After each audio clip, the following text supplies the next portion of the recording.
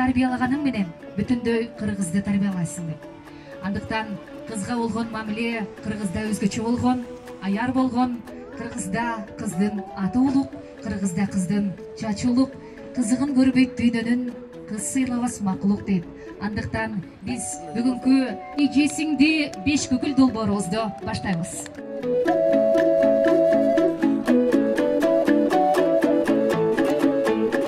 Бүгүнкү иш-чарада беш көкүм чал, үкүлүт, эбетей, топу, комуздун түрлөрү, шырдактын түрлөрү, туш кейистин түрлөрү. Биз айтып атабыз, ушу 5 бала көрүп 5 үйрөнүп кетсе эле биз үчүн абдан чоң жеңиш. Бүгүн көрүп атасыздар, биздин ушул паркыбызда көптөрү жыйылып, ушуга көз салып отурушат. Мындан аркы дагы ушул жааттагы саясатыбызды уланта беребиз. Келечек балдарда балдарыбыз нак салтыбызды билиш керек. Мына бүгүнкү иш-чаранын уюштуруучуларына дагы мен ыраазычылык билдирем. Мындан 1-2 ай мурда биз ушул концепцияларды бекитип жатып, Ураным, Манас, ар кандай этно фестивалдардын баарын тең көргөзүп жатабыз. Муну бүт өлкөбүздүн аймагына жайылтабыз.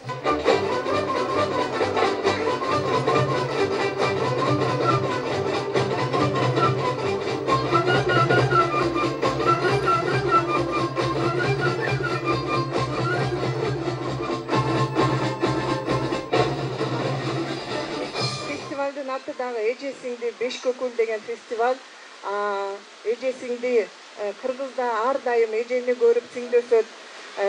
Эжени карап ошол кыздар тарбияланган, энени карап кыздар тарбияланган ушул бир философиялык баалуулукту өзүнө камтып өтүп атканы менен кубандырат. Бүгүнкү иш-чарада жакшы өтсүн. Бардык уюштуруучуларга дагы ыраазычылык билдиребиз. Бул жерде дагы бизде коноктор да отурат. Аларга да өзүнчө ыраазычылык билдиребиз. Рахмат.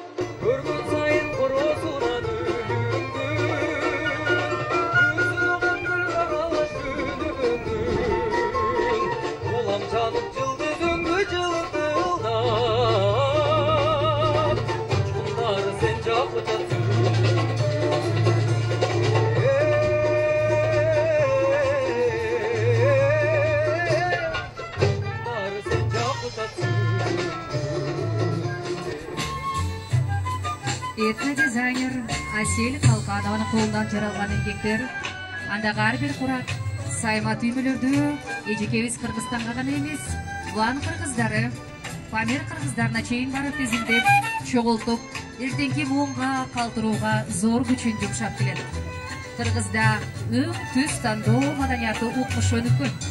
Кадимки жайлоодогу гүлдөр, тоо, таш, көл, суу топурактын өңүнө чейин кошулган бул курактарда эркек бузулса бир үй бузулат, аял бузулса бир коом бузулат дейт улуу. Ушул бүгүнкү иш-чара балдарга арналган иш-чара болуп саналды. Ушул иш-чарада биз кыздардын, эжелердин сиңдилерге болгон мамилеси, тайыне чоң энелердин өзүнүн неберелерине болгон мамилеси жана ушул биздин Бишкек шаарынын тургундары жана коноктору үчүн кыргыздын негизи эле беш көкүлү ким болгон, кыздары ким болгон ошолорду тартуулап атабыз. Биздин эң чоң жакшы өнөктөшүбүздүн бири бул Гамма Медиа, Ислам Сатаров жана Маданият, маалымат, спорт жана жаштар министрлиги. Бул негизи кыздар кийимдерин тиккени, өзүнө өзү кылгандары бул бир 3 жылдан ашыкча болуп баратат. Эми бирок күнүнө дагы бир нерсе ойлоп тапсак, ошолорду кошуп, бир апалардан же бирөөлөрдөн көргөндөрүбүздү дагы ошол кийимдерине кошуп жатабыз. Эми келечекте дагы мындай дүйнөдөгү кыргызга тараган кийимдерди табабыз деген ойдобуз. Бул кыргыз качан гана кыргыз өзүнүн кийимин кийип, качан гана кыргыз өзүнүн тамагын жеп, өзүнүн салтын баарын мындай баалаганда гана бул бизге гана керек. Бизден башка эч кимге кереги жок да. Демек биз татыктуу кыргыз болууга чакырат элем баарын. Курманжан апабызды, Жаңыл мырза, Каныкей апабыздын каны бар ар бир кыргыз кызыбызда сыймыктанышыбыз керек. Андыктан өзгөчө номер болуп атат Канаке.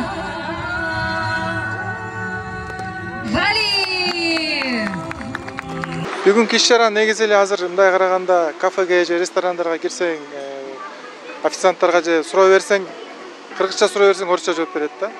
Бирок ошолор деле орусча деле толук билбейт. Кече эле ошол баягы орусча сүйлөгөн, орусча жүгүрткөн бул мындай заманбап адамдыкы деген баягы стереотип жаштардын мээсине сиңип баратат да. Анан ошого бир аз болсо да салымыбызды кошолу, өсүп келаткан жаңы муун биздин балдарыбыз ошол өзүнүн баягы тектүүлүгүн, кыргыздын маданиятын, салтын, үрп адатын унутпасын деген менен ушул шаардын ортосунда мына Кыргызстан Азербайжан достук багында биринчи жолу ушундай мамлекеттик деңгээлде иш чара уюштурдук.